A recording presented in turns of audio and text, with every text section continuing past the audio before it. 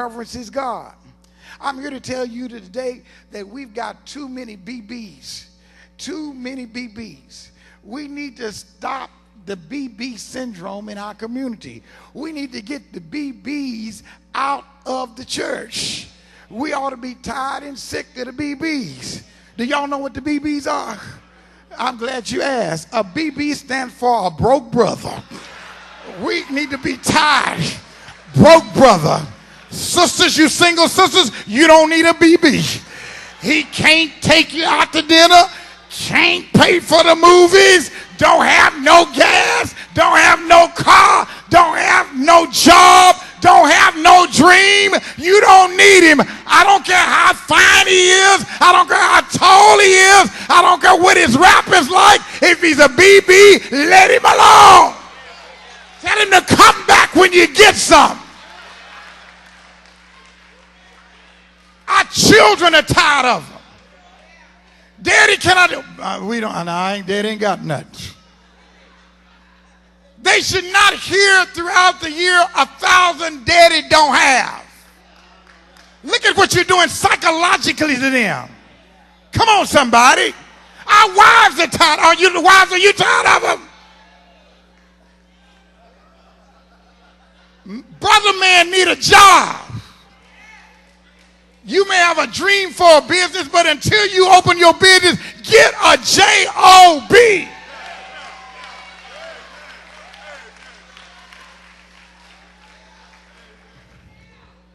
Bishop Page told us that the three things that Adam already had before Eve got here. He had a garden, he had a job, and he had a purpose. And that's what we ought to have. Come on, somebody. The woman shouldn't be bankrolling us. We should be bankrolling her. Let me tell you how this thing works. We were made for God. The woman was made for us. God provides for us, so we provide for the woman.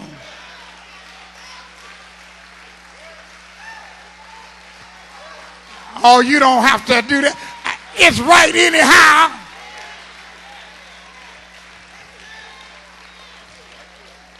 Come on, somebody say no more BBs.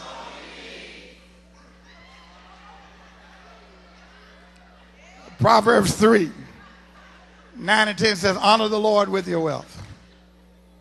Honor the Lord with your wealth, with the first fruits of all your crops. Gerald, can you put the picture of the building, the new building on the screen for me? Honor the Lord with your wealth and the first fruits of the crops. Then your barns will be filled. Honor the Lord with your wealth. We've asked you to pledge. God is going to build a sanctuary for us so we can get out of this temporary space. God is going to do it. But God invites you to participate in on it. And it takes pledges, and it takes giving. The psalmist says, honor the Lord with your wealth. God is going to take care of you. He's going to bless you. But you've got to honor the Lord with your wealth. What we have to understand is that we can reverence God not just with our lips and with our bodies, but also with our money and possessions. Honor the Lord with your wealth and with the first fruits of your crops. You know, when I was coming up, from time to time, my mother would give me money and give me a list of things and send me. Now, we used to say back then, I know y'all are real educated and dignified, but we used to say back then, send me to the store.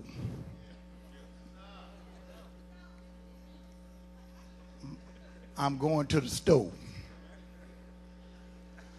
I know y'all. I know y'all never heard that. Y'all are, came up in the elite bourgeois folk. In my neighborhood, we went to the store.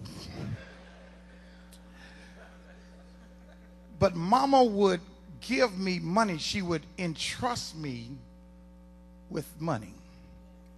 She would place money in my hands. And then Mama would also give me a list. Now, John DeWine, that's what Mama called me.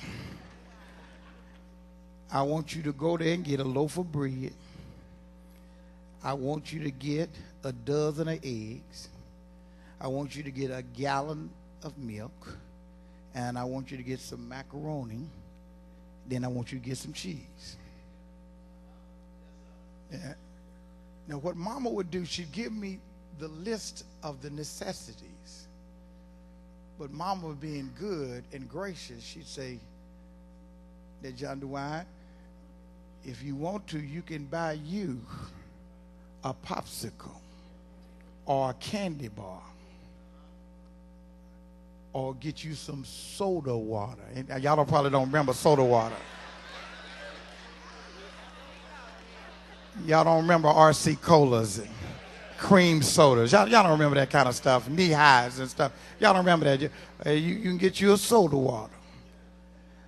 But before I would leave out of that house, Mama would also say something to me. And she said it every time I went to the store. Mama would say, now bring my change back.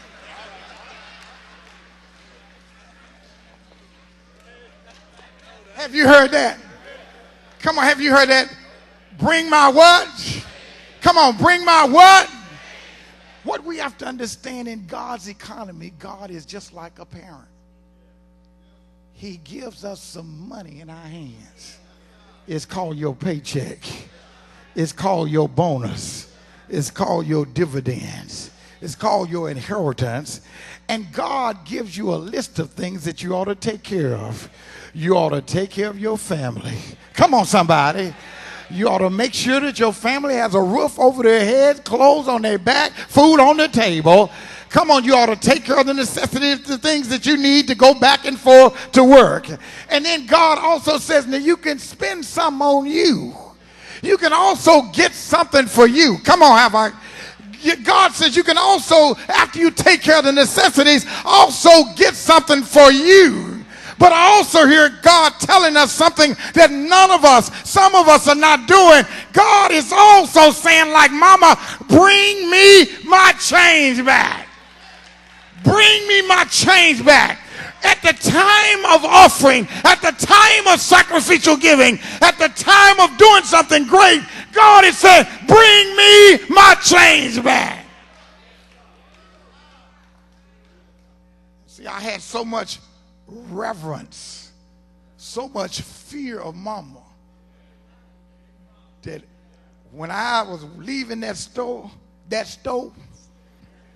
I wanted to make sure that money was balled up.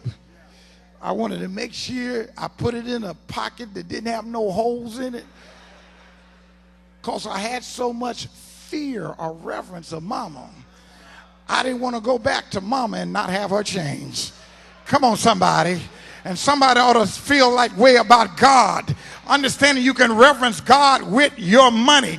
And you ought to give your tithes and offering. You ought to do pledges for God's causes. You ought to give sacrificially. You ought to be generous and cheerful. You ought to be praying now, God, next Sunday, what can I give? I want to give something extravagant. I want to give something that says I love you. And I want to give something in response to your love for me, for your saving me, for you keeping me alive, for you blessing my children, for you letting my children keep going to the next grade, for you keeping us from sickness and disease, for you keeping me on my job, keeping me, I'd be able to pay my gas, keeping me, God, my mind. And I thank you, God.